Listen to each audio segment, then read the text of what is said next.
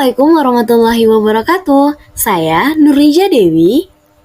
Di sini saya akan membahas tentang meraih ketenangan jiwa dengan meyakini qada dan qadar. Teman-teman sudah tahu belum apa sih itu qada dan qadar? Nah, qada ialah ketetapan Allah Subhanahu wa Ta'ala terhadap segala sesuatu sejak zaman ajali. Sedangkan qadar ialah perwujudan atau kenyataan ketetapan Allah Subhanahu wa Ta'ala terhadap semua makhluknya. Perlu kalian ketahui bahwa qada dan qadar merupakan dua hal yang saling berhubungan antara satu dan lainnya loh. Qada merupakan sebuah rencana, sedangkan qadar merupakan kenyataan yang terjadi. Semua makhluk yang lahir, kemudian ia mengalami suatu kejadian, tentu hal tersebut sesuai dengan qada atau ketentuan yang telah ditetapkan Allah Subhanahu wa Ta'ala. Contohnya, seorang ibu yang memiliki seorang bayi laki-laki, hal ini sesuai dengan qadanya, bahwa sejak zaman ajali sudah ditetapkan bahwa ibu tersebut akan melahirkan seorang bayi laki-laki, kemudian mengasuh dan mengurusnya. Kak, iman kepada qada dan qadar itu maknanya apa sih? Nah, maknanya bahwa seorang mukmin hendaknya meyakini bahwa Allah Subhanahu wa Ta'ala telah menetapkan qada bagi semua makhluknya sebagaimana Allah berfirman dalam surah Al-Furqan ayat 2. الذي له ملك السماوات والأرض ولم يتخذ ولدا ولم يكن له شريك في الملك وخلق كل شيء فقدره تقديرا. Artinya, yang kepunyaannya lah kerajaan langit dan bumi, dan dia tidak mempunyai anak, dan tidak ada sekutu baginya dalam kekuasaannya, dan dia telah menciptakan segala sesuatu, dan dia menetapkan ukuran-ukurannya dengan serapi-rapinya. Quran Surah Al-Furqan ayat 2. Ayat tersebut menjelaskan bahwa Allah Subhanahu wa Ta'ala telah menetapkan segala sesuatu di alam semesta ini.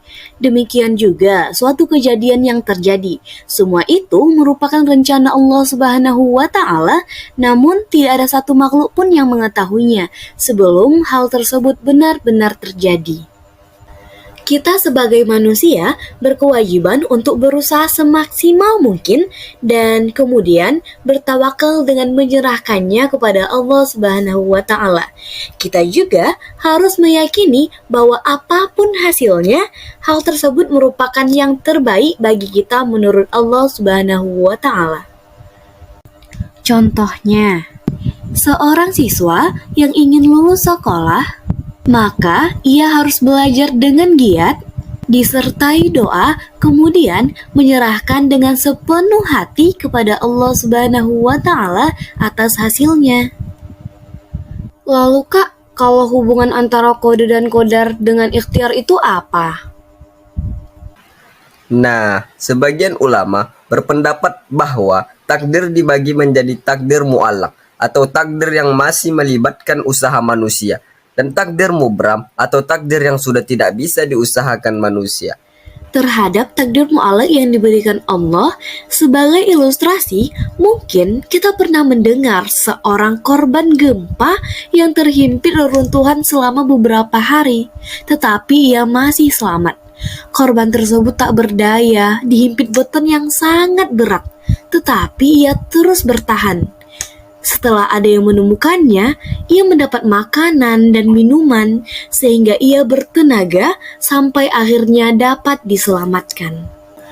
Kejadian tersebut merupakan salah satu contoh dari takdir yang masih melibatkan manusia untuk terus berikhtiar dan berusaha sekuat tenaga, dan kemudian menerima dan menyerahkan sepenuhnya hasil yang diperoleh sesuai keputusan Allah Subhanahu wa Ta'ala.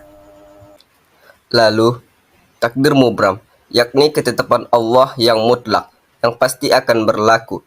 Dan hal tersebut sudah tidak bisa melibatkan manusia untuk ikut berperan di dalamnya. Jadi, takdir mubram ini merupakan sesuatu yang tidak bisa ditawar-tawar lagi, tidak bisa diubah, dan tidak bisa diusahakan lagi oleh manusia. Contoh takdir mubram lainnya, misalnya seseorang dilahirkan dengan jenis kelamin tertentu. Panjang pendeknya usia seseorang, datangnya kematian, tidak ada seorang pun yang bisa menolaknya. Demikian juga sifat api yang panas, bumi yang bentuknya bulat, adanya gaya gravitasi, terjadinya kiamat. Allah telah menentukan semua itu, dan manusia tidak bisa mengubahnya. Nah, seperti itu penjelasannya. Apakah ada hikmah atau bukti kita dapatkan, Kak, jika kita beriman kepada qada dan qadar? Tentu ada dong. Bukti beriman kepada qada dan qadar Allah diantaranya ikhlas, ridho, lapang dada, dan berjiwa besar dalam menerima qada dan qadar Allah. Senantiasa berikhtiar, memiliki etos kerja yang tinggi, senantiasa berdoa untuk menggapai suatu tujuan, selalu bersyukur ketika mendapatkan nikmat, serta sabar apabila mengalami kesulitan, menjauhkan diri dari sifat sombong, memiliki sikap husnudzon kepada Allah Subhanahu wa Ta'ala, optimis, qanaah, memiliki jiwa yang tenang, dan senantiasa bertawakal kepada Allah Subhanahu wa Ta'ala. Nah, itulah penjelasan tentang qada dan qadar. Semoga bermanfaat untuk kita semua. Wassalamualaikum warahmatullahi wabarakatuh.